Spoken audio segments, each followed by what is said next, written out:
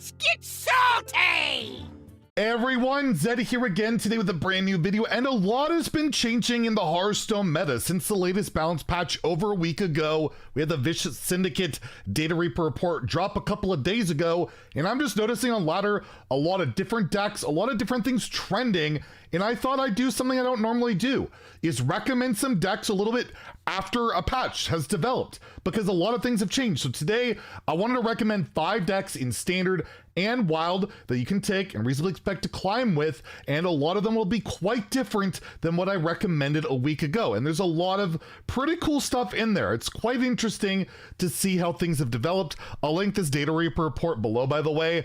Vicious Syndicate always puts these out. They're really useful. They go over all sorts of stuff, like what the best decks are, all that type of stuff. Deck lists, it's where I get a lot of my information, but I want to give my takes on what I think you guys should be able to take and climb with. And also a friendly reminder, we're on the road to 69,420 subs. If you feel like I've earned your subscription, you want to get us to that next big giveaway, please hit that sub button down below, give the video a like. So starting off, typically we've been offering, recommending Frost Deathlight and Blood Deathlight. Well, it's been usurped as the best Deathlight archetype, where by far I have to recommend Unholy Deathlight. I know, exciting stuff, right? But no, Unholy is by far the best rated deck in the game across all ranks. Even at High Legend, it is one of the best decks in the game. It didn't get hit that hard by the Discover bonus, right?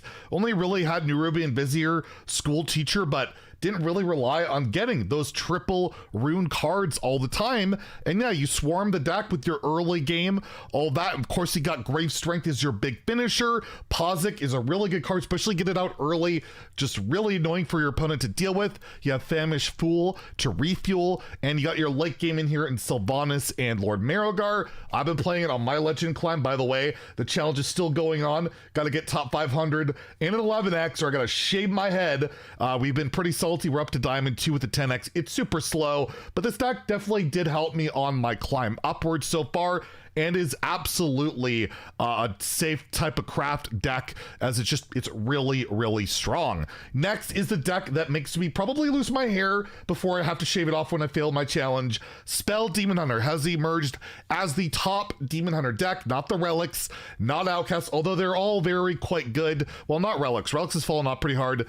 Big Demon Hunter is another deck you could consider very high rolly, but Spell, if played well, is probably the best deck in the game. I think it's either this, Miracle Rogue, which I'm not recommending because it runs like no new cards, and again, pretty high skill cap. This deck too will take some time, but you got in here, of course, Soul Eater Scythe, so you have all spells except your 3 minions you can discover, which are Silver Moon Arcanist, which again is like Reno Jackson, basically, when you get that with Unleash Fel, Lady Asino, which could do a ridiculous amount of damage, and then just run Felrin for like just tempo, value, whatever you want. You can switch out and put Abusive Sergeant in there to put on Lady Asino. But yeah, you basically rip through your deck, you push damage with your weapon. Glavetar just cycles through your deck with your Outcast cards, and Sinful Brand can just push incredible damage when used with Veldori Warband.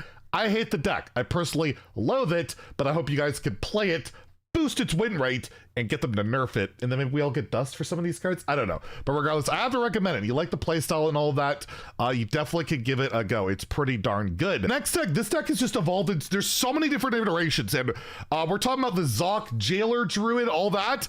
We're gonna go over an Ozumat Zok list that doesn't even run the Jailer, although ETC does have it in the band if you want to actually do that. But this deck just keeps changing all the time, and I gotta highlight a deck that actually runs Ozumat because of its synergy with Hedge Maze. It's like a full board clear, and this deck is really all about getting to your new Brickon.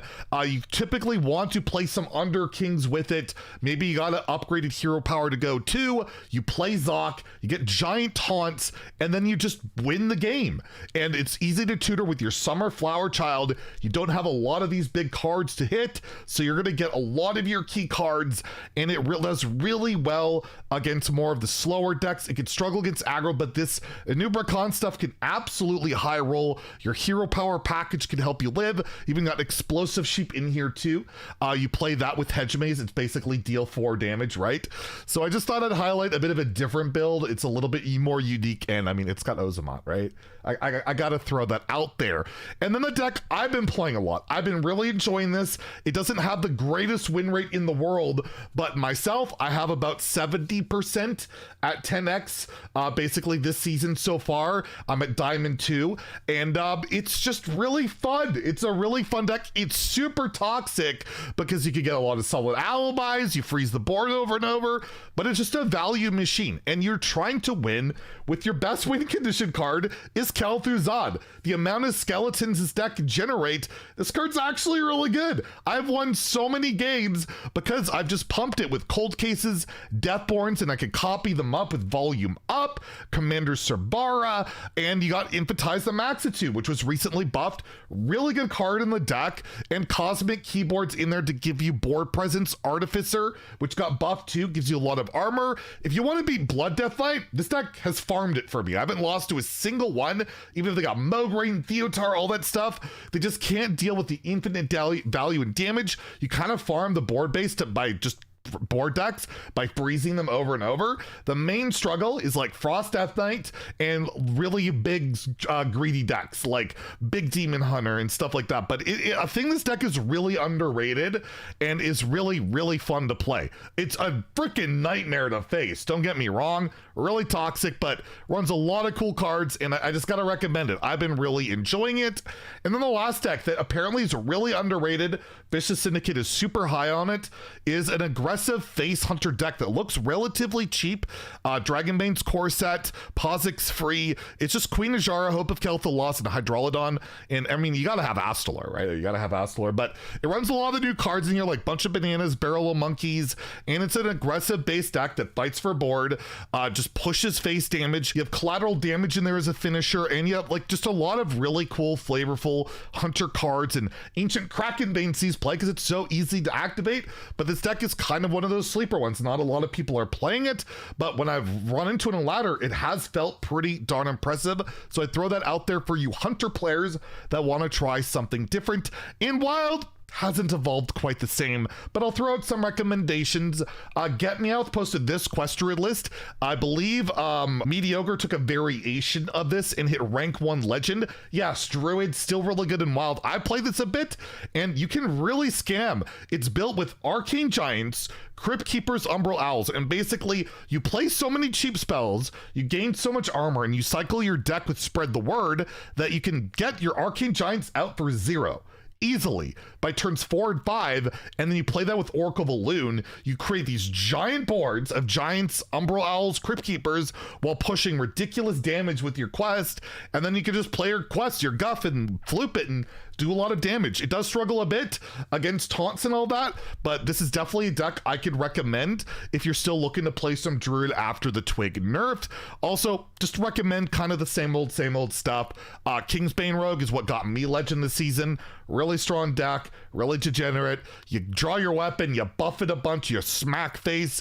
You want to get a big heal, you put Leeching Poison on it, and Doomerang. You can double dip on the healing, is really good. Just be warned, Blade Flurry doesn't work, but overall really solid deck. And even ETC has worked out really well, being able to give you like Zeph, Loatheb, Evasion, really solid stuff. I love playing this deck. It's so degenerate, but it's fun building a giant weapon in Smash and Face. It also like never loses to Big Priest, which is pretty nice.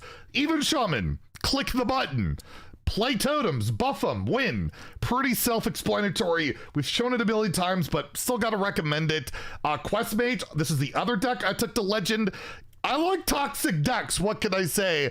But yeah, it's built on going infinite with Grand Magus Romath because ETC, the only spell that matters that you put in here, by the way, is Potion of Illusion. It doesn't start in your opening deck, you play it, and then Romath will play Potion on itself, and then you just play it over and over and over and over and over again, taking infinite turns, and you can get there pretty reliably with solid alibi with your ice blocks and recast them and just be overly toxic and nasty. And yes, it's a really good deck if you want to farm more of the slower stuff. It can beat aggro, you can scam it with a solid alibi and ice block, but just be warned, it is vulnerable to that.